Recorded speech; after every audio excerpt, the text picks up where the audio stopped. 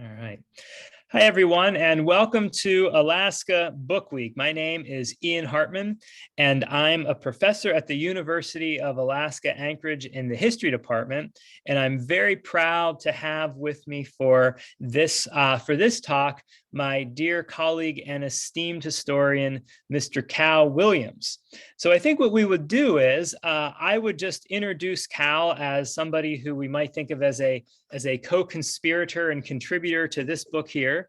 I'll introduce Cal and maybe ask him a couple of questions about his background, what has brought him to Alaska, maybe a little bit about his knowledge of this topic, some of the big themes that he sees as important in Black history here in Alaska. And then Cal will ask me a couple of questions about the book, how it came to be, and some of the highlights. So with that, Cal, if you could just maybe say a couple of words about yourself, maybe when you came to Alaska, where you're from, and how long you've been here, if you care to share, and then I'll ask some follow-up questions about your role here in the community. Well, thank you, Ian, and it's a pleasure doing this with you. I'm Cal Williams, as you said, and I grew up in Monroe, Louisiana, a little small town in northeast Louisiana, about 56,000 people when I was there, and it seems to be about that same number to this very day.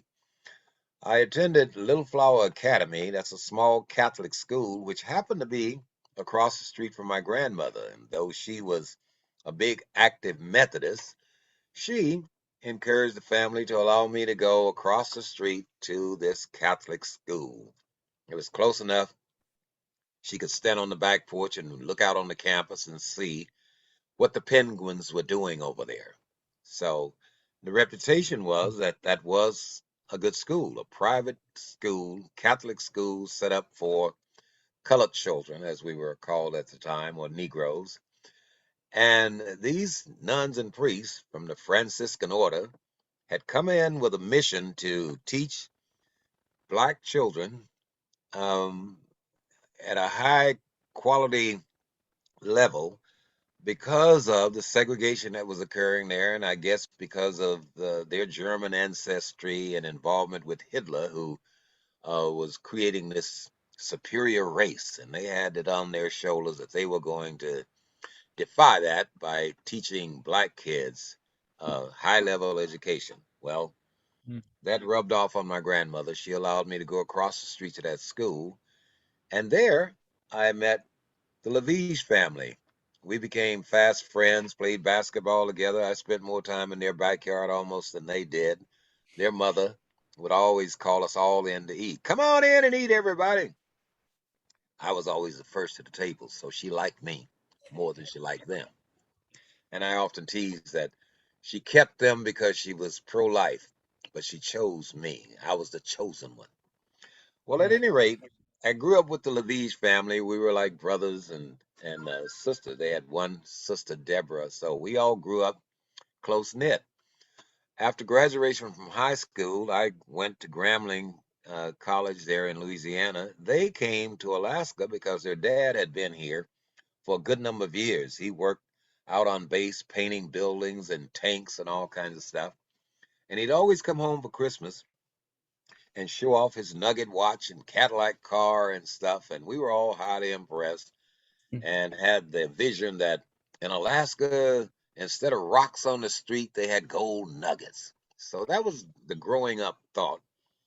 And then these friends of mine, when they came here and started attending Alaska Methodist University, now called Alaska Pacific University, they would write back and forth and tell me what they were doing. They were playing basketball and in the newspaper here for being the Lavish brothers, scoring all these points. And there I was at Grambling, where everybody was 2 or 3 feet taller than me. I didn't dare go out for the basketball team. I did swimming. They kept after me. Come on up, come on up. You'll love it up here. The segregation is not as bad, and you can play basketball with us. So that was kind of a teaser, but indeed, they came home for Christmas of 1964. We ran around to our old haunts, and they were constantly after me. Come on back with us. And I decided, indeed, I'll give it a shot, and came with them January 5th, 1965. And on January the 6th, 1965, I became the director of pots and pans, washing pots and pans in the kitchen at Providence Hospital there. And I found that indeed, as they had said, the social engagement between whites and blacks here was much different than what I was accustomed to in Louisiana. In fact, one friend that I met the very first day, a history major, you might uh, like, from Alaska Methodist University, named Neil Kerniger. He was the son of Dr. Kerniger, and he was one who made me interested in history because that was a subject that was filled with dates and events that you had to memorize and regurgitate for a test. And it just was not really interesting to me, all these old dead people. But Neil made history come alive. And the stories that he would tell and the people that he talked about, Balboa and all these different people, seemed like somebody I truly wanted to know. So I developed somewhat an interest in history from that. Later in life, I met George Harper, a man who worked for Bureau of Land Management, a black man who was very unique. He was an ice skater. He went out and did all kinds of crazy things that typically black people didn't do. And he had this fascination for black history. Mm. He worked for BLM, he was in computers, but he had this fascination for collecting memorabilia and stuff about African Americans. And he started digging up stuff from the 1800s, African Americans who were in Alaska. And that was fascinating. Um, and he always had this deep burning desire to exhibit and show and talk about this. And I kind of watched him at a distance. And I started arguing that, you should be interested in blacks in Anchorage, blacks that I know about, blacks who did things right here in Anchorage. But fortunately, I could not persuade him, and he did continue his work of finding all of these obscure stories and pictures from back in the 1800s, black whalers, blacks on the in the gold rush time, and blacks on the Chillicothe Trail, and all that. So I thought, well, maybe he has something there. Mm. Toward the end of his life, George was getting slow and losing his eyesight, fighting with diabetes, etc. And he wanted some volunteers to help him quickly put stuff together. He felt he was pressed for time.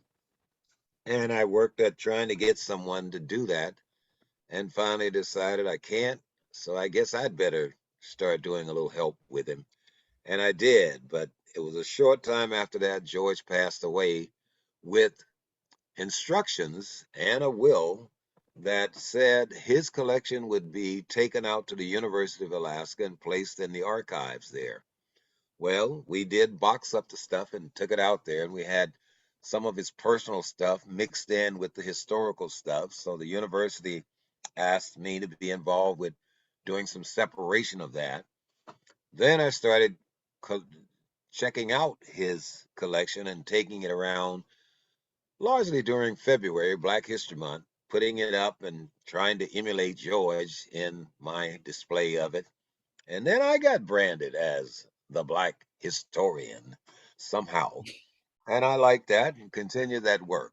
That led me to actually meeting you, Dr. Hartman, because it was Gene Paulett who had done some work with Mm. uh, the blacks who had built the Elkhorn Highway that told me you were interested in writing a book and wanted me to be a part of it.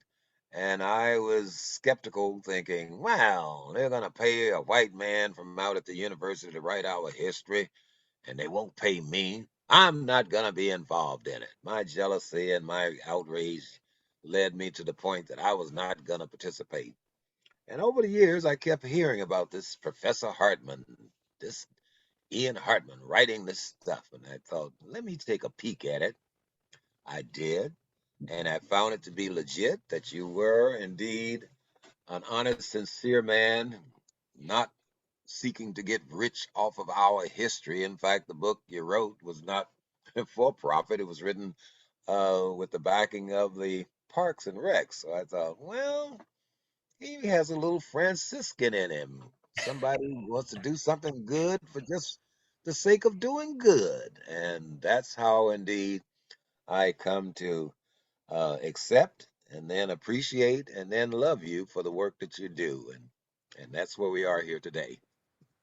Well, that endorsement means the entire world to me, Cal, and I hope you know that. And the work that I have done has profited from you immeasurably. It has also, of course, profited from George Harper, who you noted before. And this is the book published through the National Park Service.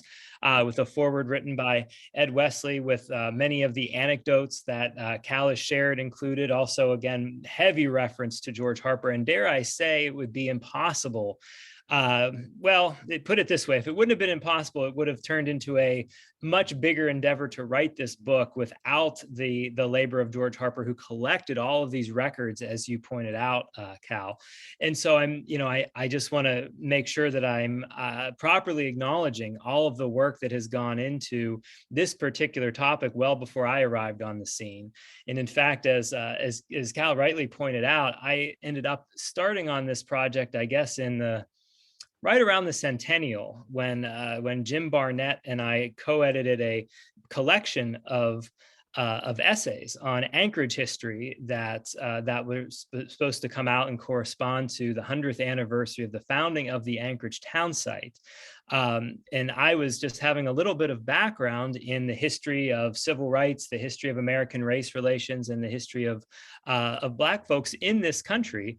I figured, well, I need to include a chapter. It was supposed to just be a small chapter of this much bigger volume. If you guys have seen it anywhere, it could be a doorstop. It's probably much too big, but at a minimum, I wanted to include a chapter on Black history in Alaska that kind of highlighted the civil rights movement in the 1960s and early 1970s, and actually even a little bit before that, even into the 1950s. Figures like Blanche McSmith factored heavily into that, among many other folks. And so at the end of this process, thanks again largely to the work that Cal has done, thanks largely to the work that George Harper has done, I realized that I had a little bit of a problem that turned out to be a good problem, which was that there was way too much stuff for just one chapter. So at that point, it then became clear that we were going to have to expand this and we were going to have to turn it into a book. And that is, broadly speaking, what you're looking at right here. But in some ways, it's very incomplete, right? I mean, there are stories that need to be told. There are stories that I've included but could be expanded upon. And so I'm grateful to have Cal here just to kind of fill in some of the blanks. And I guess, Cal, if I could maybe ask you, one of the things that I don't feel like I do justice to in this particular book is the experience with which African Americans in Alaska have had from your era when you arrived here in the 1960s through this present time. If you could maybe just discuss how things have changed. Would you say that they've changed for the better, they've changed for the worse, or has it been sort of status quo? You mentioned that Alaska was much different than your native home in the South, but have you seen Alaska make great progress and strides when it comes to race relations? Yes and no. On the one Mm. hand, when I first arrived, you could say that basically in Anchorage there were three races: the white, the native, and the black. And in Fairview, where I lived for a great number of years, they always considered that the black community. Though Mm. the census always reflected only that there was 14% black, 14% native, and the rest were white. It's that to do that blacks seem to be more visible and visual and appear to be in greater number than is a true reflection. If three blacks walk into a restaurant, it looks like, oh man, they're taking over. So when I first arrived, there were so few blacks, and those blacks had skills. They were laborers and carpenters, etc., highly needed for what they could do. And uh, known personally by a number of the contractors and large contractors. So they would be called upon to do sub work, and they had friends in high places within the labor movement. So those individuals, Joe Jackson and John Thomas, etc., didn't present a threatening presence because there were so few and Mhm. so, again, highly skilled. So therefore, everybody was, oh, yeah, oh, John here, he's my buddy. Ha, ha, ha, he's my friend. And that kind of social engagement occurred both in the workplace and down in a place called the Flats. The Flats, down in a low-lying area, unapproved property that was owned by blacks, had several bars and nightclubs in it, and it was Mhm. just east of the old Cal Worthington or the George Sullivan Arena on the eastern side of Gamble there. All of that land was owned by black people. It didn't have sewers or running water. It was unapproved land, but it was all owned by African Americans. In those bars and nightclubs, there would be nighttime integration. White people came, some of them notable politicians, Mhm. came and spent long hours in the night dancing and engaging in social interaction with African Americans. Bars stayed open until 5 a.m. At 5 a.m., everybody would come up the hill and go their separate ways. But during the nighttime, there was all of this engagement. And I thought, wow, this is wonderful. Along came HUD, Housing and Urban Development, with an idea to improve the land in any community that the mayor or the powers to be of a city could identify as this is our blighted area. Give us some money and we will make improvements. Well, Anchorage was successful in getting HUD to grant money. The money was used to acquire those properties from those African Americans with a promise that they would have the first right of redemption, buy the land back. There was such a long period between the concept and the administrating of it that some of the ones who got the money early had spent the money or died or lost interest, left the state. And as a result, when they finally got it all developed with sewers and water and electricity and looking for people to buy back in there, there were so few of the original landowners that an idea came from a company, Johnson and Johnson, out of Irvine, California, that let's put in big complexes of rental houses. Mhm. And that notion was bought into, and that's what occurred. There's a preponderance of homes down in there that are rented, and some of the original landowners are in there, but sadly, not all, and sadly, too few. So that is the Mhm. story of that Eastchester area. Now, I didn't live down in there. I lived up on the hill on the north side of 15th in an area called Fairview. And in Fairview, we call that the ghetto. Hey, this is our place. Though again, it was only 14% African American, but we had the Golden Bird restaurant in there. A man named Jim Theas had a grocery store. Scotty had a Chevron station on 13th. So blacks had, businesses in there and looked like upward mobility. Fairview, this is ours. At one point, when they closed down the old S&S apartments, these are buildings that were built back in the 40s for the military, but over the years had become civilian owned and civilian occupied.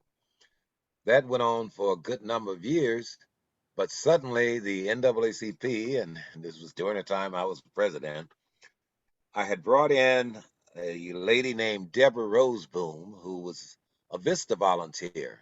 Her interest was in housing. And she came to the office one day talking about the appalling conditions of the S&S apartment, rats and roaches, that there was uh, unequal distribution of the heat. Some buildings were too hot, some were too cold. And that the people in there were living in what she felt was inhumane conditions. And Debbie went about advising the people in there that that was what was going on. Oh, really? We're living in bad conditions? Yes, yes, yes. So she kept pursuing and signing people up. Next thing I know, she had come to the NAACP and asked that we join in and encourage a rent strike. We're going to get the owners in here to improve the conditions. Well, that battle went on to such a long time that the managers started losing interest in not making money and was looking for a way out and evicting where they could. So the place just kept going down, down, down in terms of occupancy and desirability with all of this. Hey, it's not worth living in over there. That eventually it was closed down and set abandoned for a good long time. And then the homeless took over and were going in at night, defecating in the buildings, starting fires and burning some of them in order to keep warm. Drug paraphernalia was found in the building. Tony Knowles then was the mayor, and we went to him and talked about those conditions that were dangerous and appalling. And that led to him wanting to do something about it. And we found asbestos in the building. That put a stop to everything. Mm. But it also brought an opportunity for young people, African Americans, to be placed in training programs to learn asbestos removal. A great to do. Some economic development came out of that blighted area. And then there was talk that, oh, we can tear the buildings down and build an opportunity for home ownership in here. That movement was going along rather well until a group called the Alaska Housing Ministry, who had put together a rental facility up in Eagle River, got the ear of then Mayor Tony Knowles and convinced him that they could do a project over here, build wonderful rental houses. And the community was up in arms. Not again. No, we're not going to have that happen. We want home ownership opportunity. And the battle led to a stalemate and a decision that rather than do rental, rather than do home ownership, the mayor got with the Fairview Lions, a group that was active in the community, and named it after them, Fairview Lions Park. And to this day, Mm. that's what that acreage is a big, vast, we call empty field. They call the Lions Park. There are some uh, playground equipment there, and the community does seem to be using it. More often than not, though, you find people from other parts of town coming and using it as a soccer field or something, more so than the neighborhood people. And that is kind of the history of my involvement with Fairview and with housing opportunity in the area of the Fairview.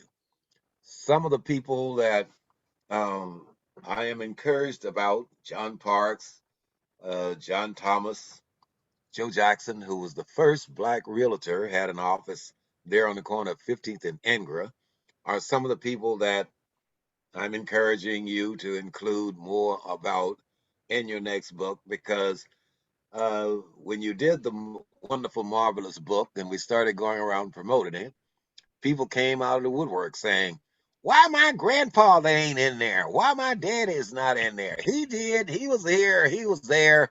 So thanks for turning over the rock, because from there we have had a great number of stories bubbling up, and the opportunity is ripe, the season is ripe, and I'm glad you're in the right place at the right time. Yeah. Well, Cal, I really let me say a couple of things. I really appreciate you relaying the story about Fairview, because I think it does kind of hit exactly at the question I was asking about change over time and how things are compared to, say, the South. And what I think you're describing in kind of my broader understanding of American history is a story that is very common in some ways of these Western cities and Northern cities. And we know that process is urban renewal, right? Where you've got an enclave where there's maybe some number of African American residents or other maybe visibly minority residents. In the case that you said that it was a fairly small number at 14%, but yet the perception was that it was a Black part of town, and as such, it was not seen as desirable for white home ownership, for example, and it was targeted for this process of urban renewal.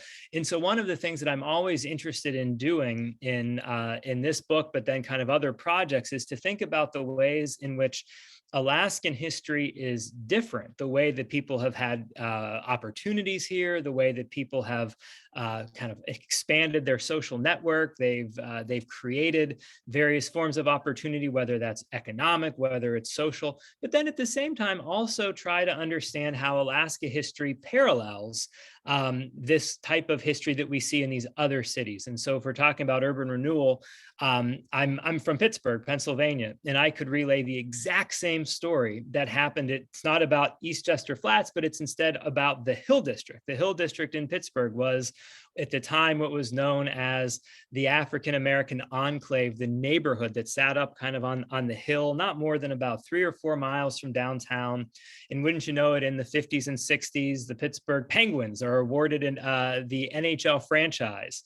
And the Pittsburgh Penguins have to have some place to play. Well, where are you going to build this big arena? Well, you're going to build it in the part of town where people had the least power, right? And this turned out to be historically the Black population in the Hill District. And of course, if you were to go to the Hill District in the 1960s, late 1960s and 1970s into the 1980s, what you would have seen would have been the dismantlement of the entire community to make room for what they would have called progress, or in this case, the civic arena where the Penguins would play. And so the story that you relate about Eastchester Flats is one that I think a lot of people who are historians of American cities all across the country can relate to. And I really appreciate you making that comment, because I think it's a really critical one for us to see some maybe differences in Anchorage's history, but then also some similarities. And when I asked you, how would you relate Anchorage's race relations, and you'd say it's some good, some bad. And I think you can see the opportunities that emerge, some of these folks who go on to start businesses and go on to have success in any number of fields, but then also sort of the flip side of that is the way in which many of these people were displaced from that Eastchester Flats community. And so I think that's a really important topic. And it is one that we're able to cover a little bit in the book. I guess maybe another question I have is if you could talk a little bit more about the recent history. So you said that George Harper he was fixated on whalers and the gold rush. Those are topics that I do try to cover in the book with some level of detail. But for those who don't know, Cal is he's a historian who I think has a real marked strength in the more recent past, where, I mean, you know all of the people who've come through Alaska and Anchorage, particularly over the last 40, 50, 60 plus years or so, who have who've participated in social movements, again, who have started businesses. Who would you maybe highlight for us over the last, say, generation or two, who's made a real difference, but who maybe people don't know of, but they should? And if I can just carry that on 1 second, I have to say, yesterday, this is being taped here in September, Etheldred Davis was recognized as whose name will grace the Fairview Elementary School. And I think that's one example of somebody who we maybe didn't know about. Not everybody in the community maybe knew about. Now they will because of that. But Cal, if you could maybe describe 1 or 2 or 3 people who you think we really need to learn more about, who would they be? Well, as you mentioned, Etheldred Davis, the first African-American principal of a school there in Fairview, certainly is one. And even after she was no longer the principal there, she worked with organizations and started Neighborhood Watch with a partner. And then when she no longer did that, she started a program for ex-offender shoplifters, teaching them a better way. So Thelda Davis certainly is deserving of what has occurred to her. And similarly, Senator Betty Davis has Mm. East High named after her. She, Grambling alumni, uh, came into this town, worked as a social worker with the Department of Children's Services, went on to become um, a representative and later a senator, and now has a school named after her. My friend Charles Lavige, who I mentioned before, I attended school with, he formed in the 80s a group called Univentures and got together with Pat Berkeley and Will Sykes and various other members of the community, convinced them to pool their resources, money, and he was working at the time for the National Bank of Alaska and knew all about loan packaging. They wrote together a package for a loan and were able to get money to erect a building at the corner of 13th and Gamble, which stands to this very day, was featured in Jet magazine as a building erected by African Americans. It was the only building erected in all of Alaska, actually, Wow. by African Americans that was worth over $2.5 million at the time that it was erected. And again, that building stands to this very day. I mentioned Joe Jackson, who was the first black realtor, and Joe was able to start some of the outward expansion of African Americans who could only buy in the Fairview area at one point. And Joe started coming up with deals and sneaking them into other areas, one of which was Russian Jack. No, I'm sorry, um, not Russian Jack. Oh my goodness. Ah, man. Rogers Park. Thanks. Rogers Rogers. Park. Oh, So the well, that would make story, sense. Rogers Park was one of the areas that was long exclusive to whites only, if people don't know. So that would make, yeah, okay. Go ahead, carry on. yeah, Rogers Park is up Fireweed, which is well above the Eastchester Flats, looking down into that swampy land. That area Oh, yeah. was rather exclusive up on the hill. Oh my goodness. And a family moved in there or bought in there. A man named Mr. Alvin Campbell bought a Mhm. lot, and he was working down in the shipyard in the Ship Creek area with the railroad during the day and going up to Rogers Park, building his home during the night. Well, he was threatened by the Gatlin brothers, two brothers from Texas, who said, "You can build that house, but you ain't never going to live in it." And sure enough, they burned the house to the ground before he was able to move into it. He got with John Parks, Blanche McSmith, John Thomas, and some others and told them what had occurred. They appealed to New York City, to the NAACP's headquarters at the time located in New York, and got a charter to start the NAACP here in Anchorage in 1951. So we owe a great deal to Mr. Campbell for that event having occurred. John Thomas, a laborer who was worked as a carpenter and a laborer, was from Natchitoches, Louisiana, and later in life worked with Mm. Older Persons Action Group in a building located at 3rd and Cordova. And during the time that Tony Knowles was the mayor, he ended up pushing for and got that building at the corner of 3rd and Cordova named after John Thomas. For a long time, that was the John Thomas building. Blanche McSmith, who lived across the street there, had an appliance shop selling refrigerators and sewing machines and stuff up on 4th Avenue. On 4th Avenue also was the Mermaid Room. owned by a black man named Danny Gibson, who worked as a sanitation worker. At the time, blacks worked on the garbage trucks, jumping off and running and grabbing the barrels and throwing the contents into these trucks driven by white men. But those were well paid jobs.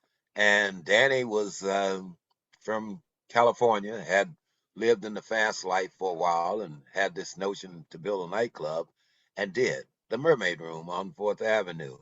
He had Etta James and Jimmy Smith, the great organist, and Lou Rawls, the singer, in and out of there. I'm told that Joe Louis once visited Alaska and went into that club. A man named Jack Ford owned a building on the corner of 15th and Hyder. And that building stands to this day. It had four businesses in there. One was a restaurant, the other was a barber shop, third was like kind of an insurance place. But Jack retained the westernmost part of the building and opened a nightclub called the Brief Encounter. And at the Brief Encounter, he had the upstairs. You go and sit at the bar, and they had a few buttes up there. But then he had a circular staircase. Oh, God. That went downstairs to the dance hall. And there, he had some top-notch entertainment come in and appear. I think Red Fox performed in there. And that was the kind of thing that certain individuals were able to do during that time. Individuals could elevate themselves. And that has happened pretty much with all of the history of Anchorage. We've had individuals who have been able to elevate themselves, but as a race, it hasn't really occurred. We've got some outstanding individuals that we can point to. Jewel Jones was the director of Health and Social Services for the municipality. We had a man named Tolliver, who has done contracting with the federal government. He's amassed a great deal of money. Eleanor Andrews, who was a deputy commissioner of administration, I think, for the state of Alaska, did marvelous work and became a prominent individual. We've had Judge Card, the first African American judge. And then we've had two judges appointed since then.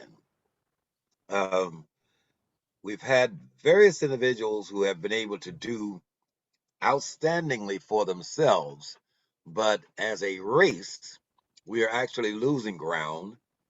And I dare say to other races, immigrants are coming in and from Sudan and the Philippines and Samoa, etc., who are opening more businesses now than African Americans. So the African American race seems to be a bit stagnated, while again, there's been a great deal of individual achievement.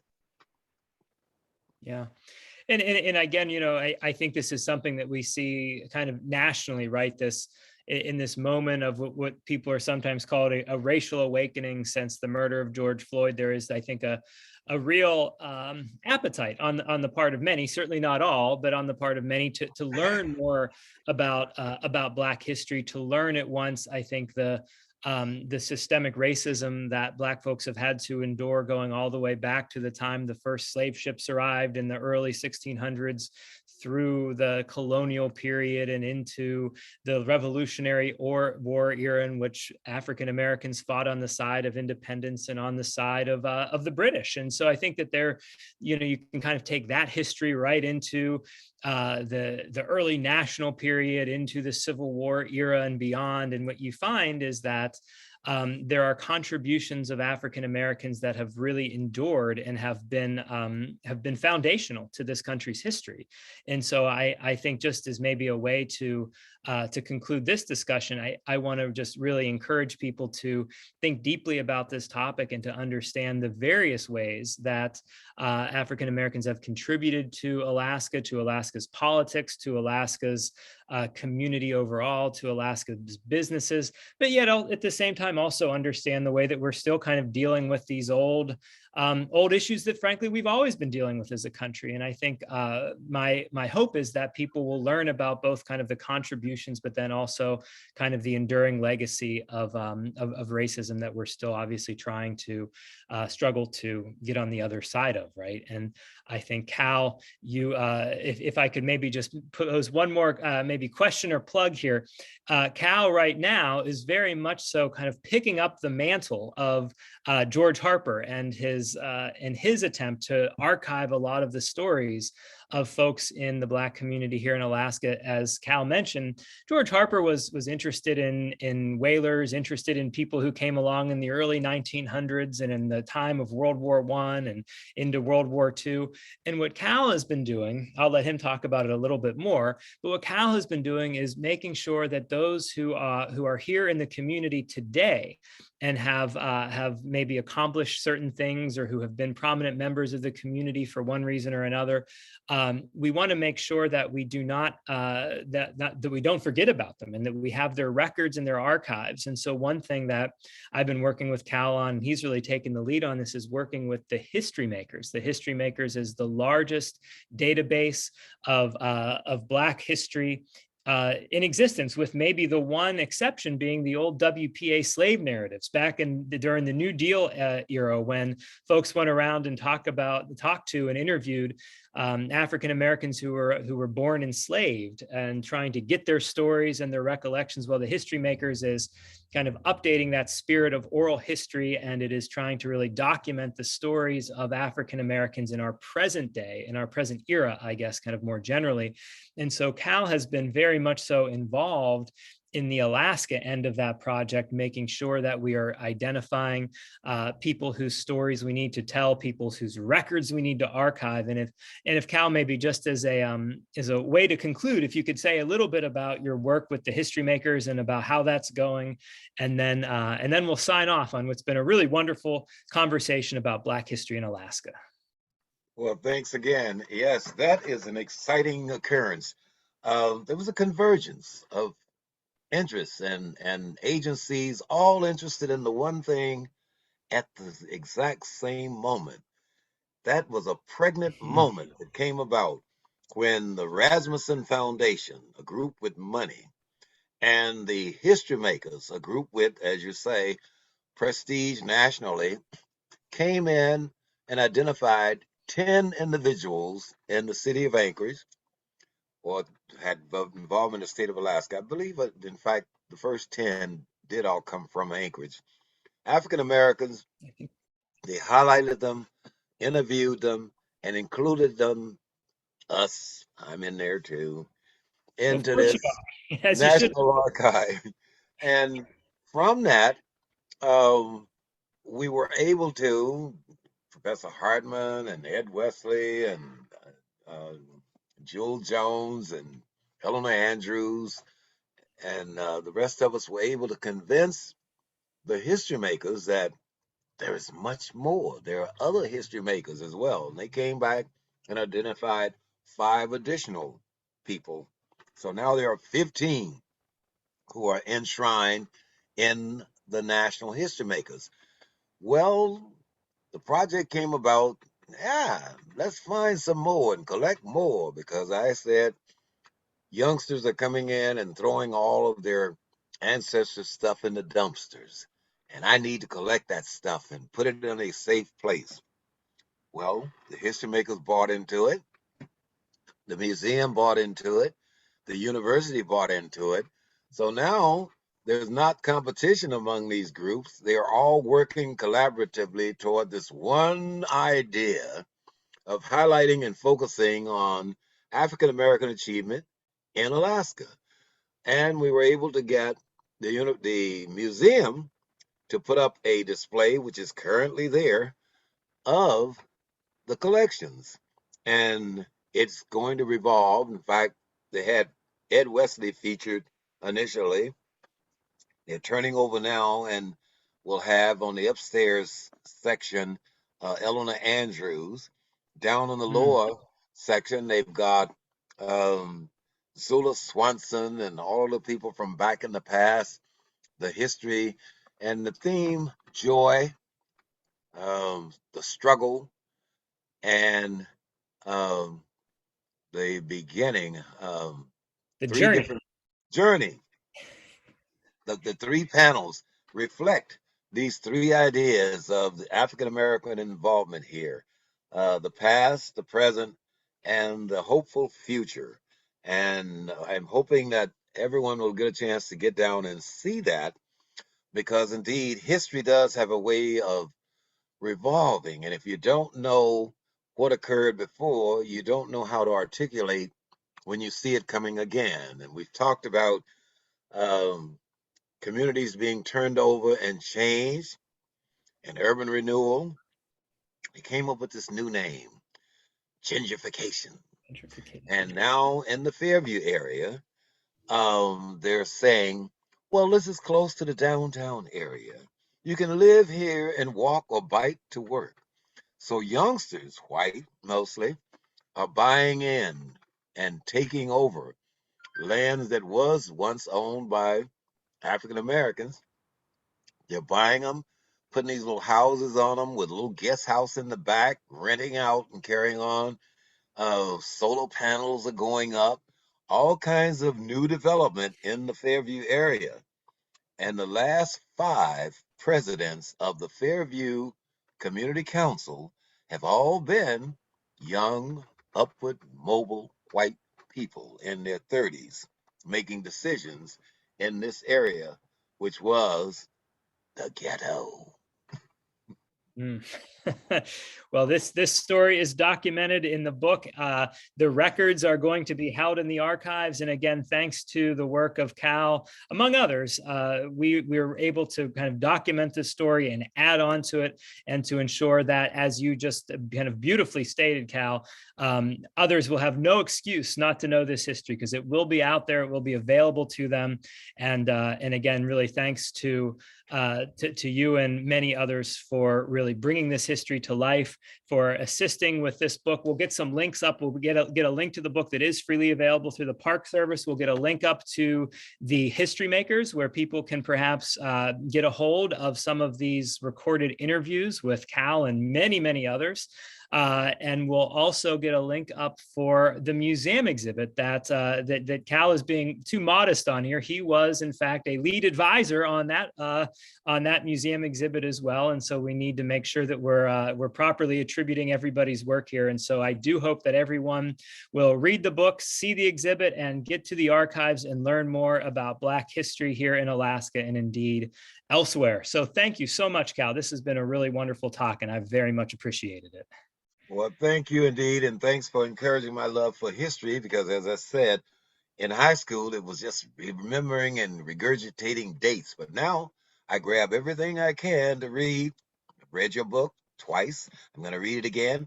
But I found this book on the Reconstruction. Oh my goodness, it was an Oh, Eric Foner's book. overused book, but there it is. So read, read, and read, everybody. That's right. Couldn't say it better than that. Thanks again, Cal.